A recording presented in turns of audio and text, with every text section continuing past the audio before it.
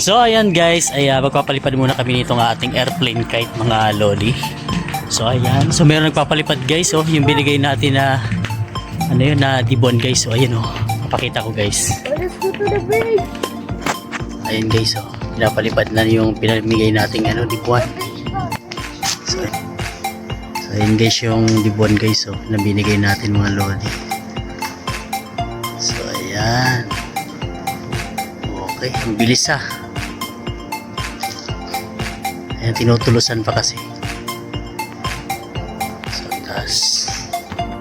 So, ayan guys, magpapalipad muna kami nitong aming tora-tora. At meron din nagpapalipad din guys, oh. Ayan, nagpapalipad doon, ano, lawin, mga lodi. So, okay, palipadin natin to guys, oh. Baby, hello. Hi. Hi. So, yan. Dada kami dito sa bridge, oh. Sige, una ka. Una ka, dali. Sige na, tuloy. So, diyan kami dadaan. So, baby, ingat, ingat. Sige. Sige na, okay ha. Let's go, guys.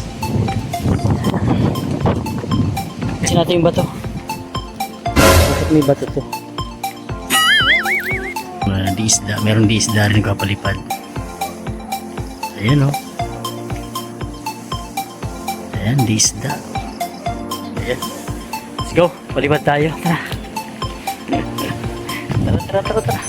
So, andito na kami guys sa aming paliparan. So, marami nagpapalipad mga guys. Ayan, oh. Ayan, disda. Meron pa dun mga guys, oh. Lawin naman yun, oh. Lawin. Ayun, oh. Ayun pa. Ayan, oh. Ang laki din to guys.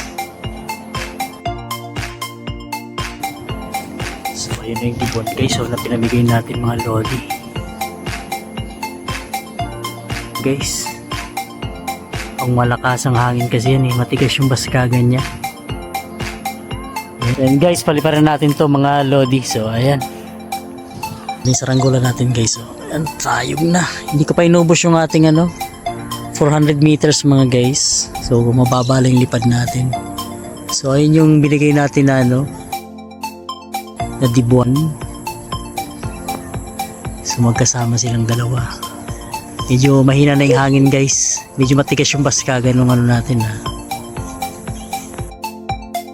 Wala na, mananduros. So ayan nga guys, ayan, medyo wala ng hangin guys dito sa may baba. So medyo mahina-hina na rin yung hangin kasi mga ilang araw na din na mahina talaga yung hangin dito sa amin mga lodi. At kapag nakapagpalipad ka din, kapag napataas mo yung saranggola mo, nandun talaga sa taas yung hangin niya mga lodi. At ito na nga guys yung ating binigay na mini dibuan.